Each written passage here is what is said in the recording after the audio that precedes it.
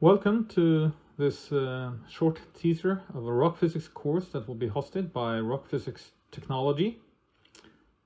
My name is Per Avseth. I'm a geophysicist at Dig Science. I'm also an adjunct professor at NTNU.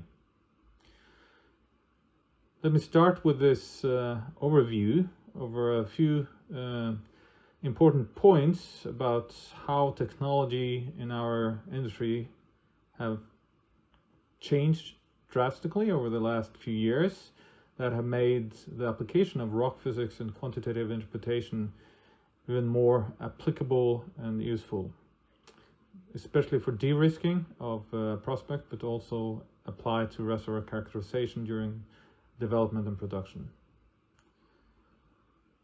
One of the biggest changes on the seismic side has been the big jump in resolution, going from conventional seismic to broadband seismic, that has become the conventional of today. The conventional interpretation of geometers and stratigraphy on post-stack data and conventional seismic has not been replaced but complemented by quantitative interpretation that has become quite standard in the industry as of today.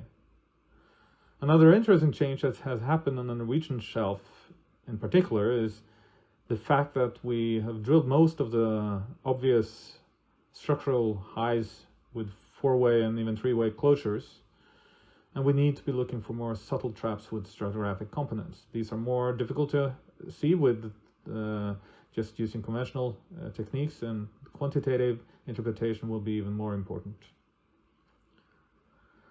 There has also been a change in the way we work, where integrating concepts from abstract geology with quantitative methods in geophysics into integrated workflows has become an important way to better de-risk and get good results from our studies.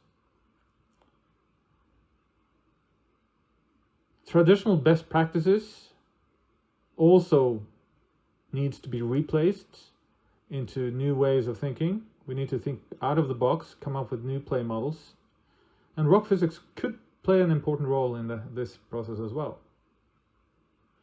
In the industry, we have been working in silos. We've been working with legacy softwares in each discipline that not very easily communicate with each other. Of course, over the last few years, we have seen a trend that new technology has been developed also for the future cloud solutions, but also to create seamless workflows that could work in a cloud system. And rock physics is a bridge between disciplines. So this brings me to the rock physics bridge. This is a simple way to illustrate how rock physics can play a very important role, and it already has, but will be also in the future, between, in particular, geophysics, the data, and geology, which I also sometimes refer to as the knowledge of the subsurface.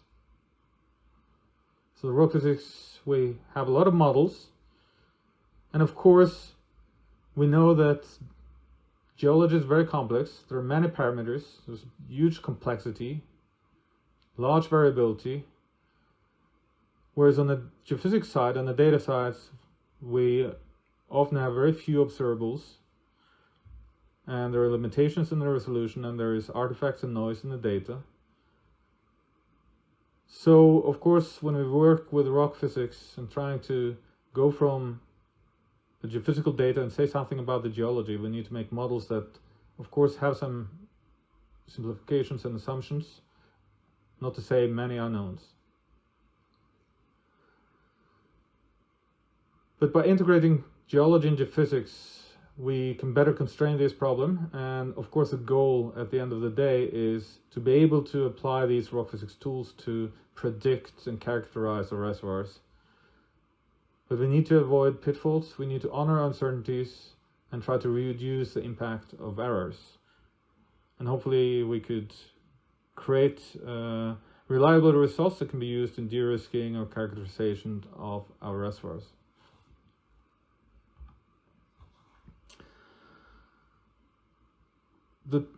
What I call quantitative seismic interpretation, some people call it just quantitative interpretation, is a workflow that utilizes rock physics to go from or combine information from well log data with seismic data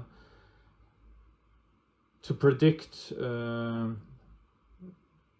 reservoir properties from the seismic data. Usually what we need to have is some kind of a rock physics model or a template that is useful for one given basin or setting. This requires some information or knowledge how to build this, and most commercial softwares have these tools that can do that. However, in this course we will focus on how we build these and how we utilize these. And these can be used directly on the well log data, but also they can be used either integrated or as a support to better interpret the AVO inversion data, elastic inversion data from the seismic. This is a workflow that is also constantly being developed, so we have of course integrated more and more into this, combining this with basin modeling, temperature, pressure, burial depth, burial history, which I will get back to, which is very important. And of course also depositional effects, sedimentology, facies, V-clay, net to gross. And this has become a useful workflow, both for exploration, where you have a few wells, but you want to say something about what is the reservoir properties away from these wells. So the idea is to ask these what if questions and try to classify seismic data. So the rock physics models can be like an engine or a basis to create training data and augment these. And this is moving us also into the future of more application of machine learning tools to do this exercise. So that's a natural evolution of this workflow.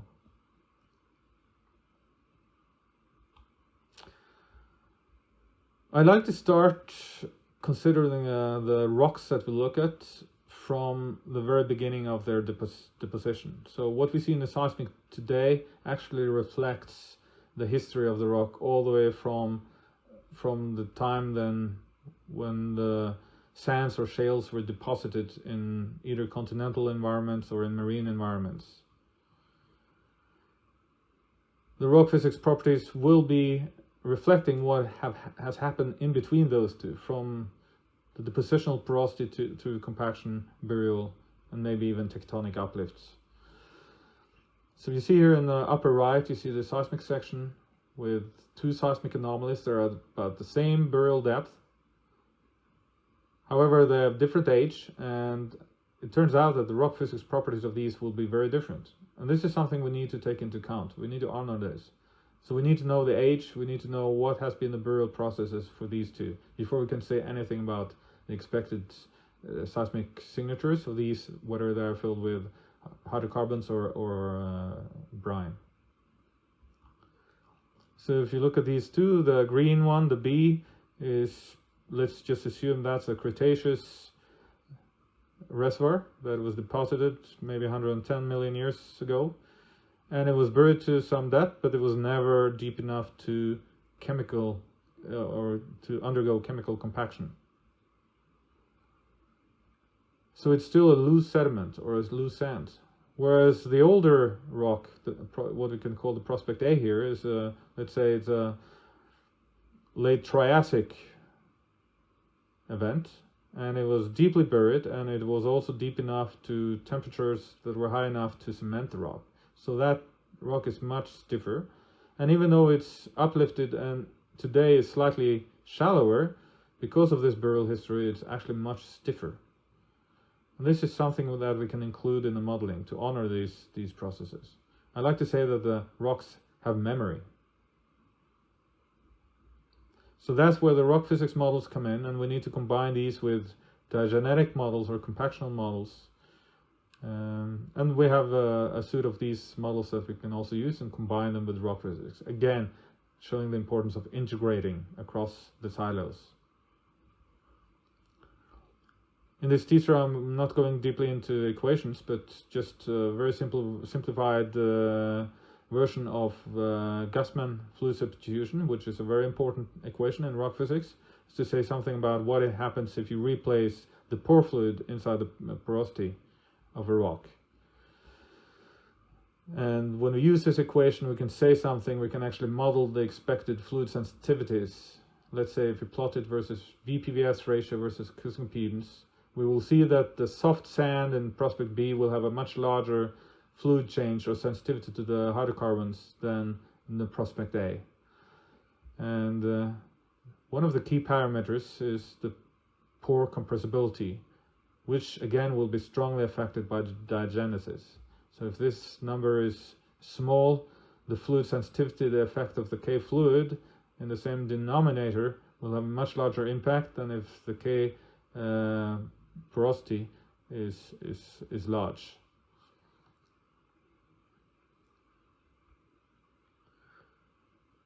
The geological extrapolation problem is, anyone who works in exploration knows exactly what I mean about this. When we drill a few wells and we have some prospects nearby, it's often challenging to say what are really the expected properties. Can we use properties at the well to say something about the properties in neighboring structures? And that's not straightforward in a setting where it's very complex geology, like for example in the Barents Sea or in close to the Horda platform in the North Sea. Because the different compartments have undergone different burial history, and there could be even some targets in one location that's not even encountered in another well. And here is again where the rock physics combined with geology can help us.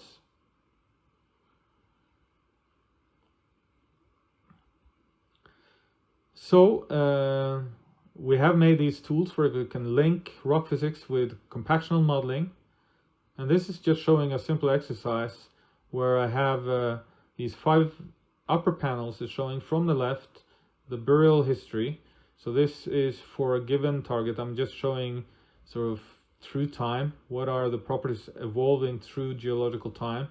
0 on the horizontal axis will be today. So I'm kind of mapping here the rock physics properties back in time. And you see that today the rock is buried at 3,000 meters plus. And we have a diagenetic model. It's Walderhaug model that can actually tell us how much quartz cement has been generated around the grains during this process, and that's in the subplot 2. And you see that it's increasing from 0 as the temperatures exceed 70 degrees. This effect will impact our porosities, but also our seismic properties. Here, the acoustic impedance and the VPVS ratios are shown for brine in blue, oil in green, and gas in red. Again, you see this effect of diagenesis on the fluid sensitivities and the rock stiffnesses, or the pore compressibilities, as the difference between the gas and the brine is decreasing with depth. And especially below this dashed line at 70 degrees, you see this major transition where you go from very large differences between the fluids, especially in the VPVS ratio, and below that onset you see that it drastically decreases. And this is one of our main challenges. How can we really separate oil, water and gas when you start to cement the rock? Most of our reservoirs are actually located at burial depths or a temperature that at least back in time would have set off this cementation. So we are often in this, at least in the beginning of this zone, which is also coinciding with the zone where we expect to see have most of our reservoirs. Even though there could also be interesting to have a look and use rock physics for very shallow targets, where we should be able to separate nicely hydrocarbons. Very deep targets could be more difficult, but then we also know that fractures can play a more important role, and we also have rock physics models to handle that, of course. But I'm not showing anything of that here. So in the lower two plots, you have a rock physics template of VPVS versus a competence to the left, showing again the evolution of the how the compaction is affecting the rock properties. The grayish line is the shale. And then if you have a model for the shale and the sand for different fluid scenarios, we can also model the expected AVO. So this is kind of a 1D AVO visibility. Intercept and gradient shown to the lower right. And again, you can see that the evolution going from a class 3 AVO for hydrocarbons to a class 2P and even 1 with depth, which is very important to know if you're screening data and looking at AVO classes. What AVO class are we looking for in a given area? What do you expect for your prospects? This is important information during the de-risking of prospects. And here is just an example showing how Burial controls AVO and fluid sensitivity for different prospects in an area. And let's say the upper one is a discovery, representative of a discovery, and then you're looking away at prospects lying around this one, and it's just an example of how, for example, in this case, 2 Eocene prospects in the Barents Sea have different AVO responses because they have slightly different burial history. And then you have a Triassic one that has been deep down and uplifted, which has class 2 to 2P. So again, you see this transitions from class 3, even class 4 to 2 and 2P for the hydrocarbon saturated in this case. A little excerpt from a magazine showing that in the Barents Sea sometimes prospects could be overlooked because they lack a clear, bright seismic reflectors. And that's unfortunate because in the early screening phase, people tend to just look for what is bright and shines and looking for mostly class 2 and 3, but we might then overlook these class 2P that are not easily to see or are missing, transparent on near stack or post stack data. So having a good idea of what you expect before, you could more easily discover things and not overlook things because of that. Here's another example showing how we could combine rock physics modeling with compactional history for some injectites in the North Sea. And injectites are interesting because they are actually undercompacted. And this is information we can put into our modeling.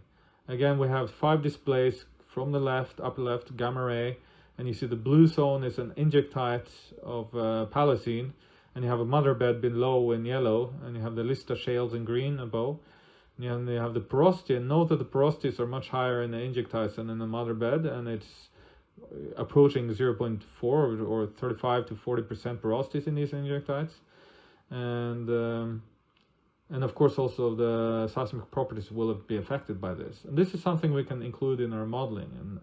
And you see that the expected AVO response, with making a long story short, is that the injectite could easily be mistaken as being a hydrocarbon-filled response unless we put this into our set of outcomes. So again, you see here that the injectite with brine actually has a class 2, and mother bed with hydrocarbons has a class 2P AVO, and you could easily mistaken this zone to be hydrocarbon-filled normally compacted sand. And in fact, this particular well was drilled because it was believed to be a hydrocarbon-filled response, but turned out to be a undercompacted injectite with higher porosities than expected.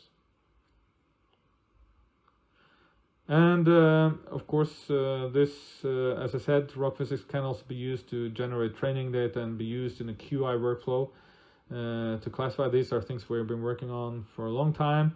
It's also interesting now how you, with new machine learning techniques, can take this to an even higher level with including information not only from the amplitudes but from the waveforms, and do more deep learning exercises. But this is just an example where I'm comparing AVO classification of the Alvheim Field using an approach, a model-driven approach that I showed pretty much here. Was published in 2016, and some just purely data-driven approach that was presented at EAG last summer in London. To the left, and the results are quite similar in this case, where we have good well control, of course, but there are some interesting differences. In an area with very few data, we wouldn't be able to go data driven, so we still need models. So models are important. We cannot just leave everything to the data, even though now with more focus on the use of data driven approaches, that's very interesting in near field appraisal. But for remote areas, or in the Barents Sea, for example, with a few wells, we still really rely on models and integrated models across the disciplines. So, just to sum it up, sort of the way I see the road ahead and for rock physics and QI is that yes, it will be more data-driven in the future, but we shouldn't forget the physics. We need the models.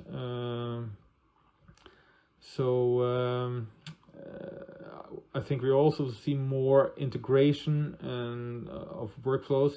The workflows become more seamless and tailored for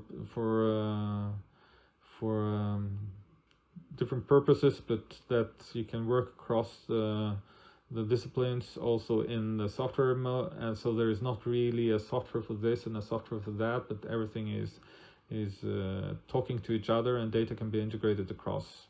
So we need to break down the silos, and rock physics and QI should be integrated with G&G disciplines and throughout the workflows, from acquisition to processing and imaging to interpretation.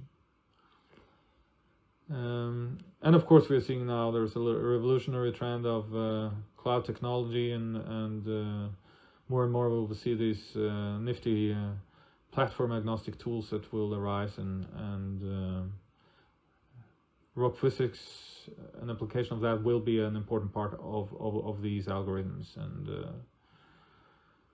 and I think also with some basic understanding of the rock physics, which we will show in this course, the future digital geoscientist will be able to perform a quick and robust QI screening without really in-depth rock physics competence. So we should use this as a lamppost. In the past, the lamppost was used to light the way, but in the future and from now, light post can also be used to lean upon. This is reliable information we should use. So with that, thanks to all of you, and I'm looking forward to meeting those of you who will sign up for the course that will be hosted by Rock Physics Technology. Thank you very much.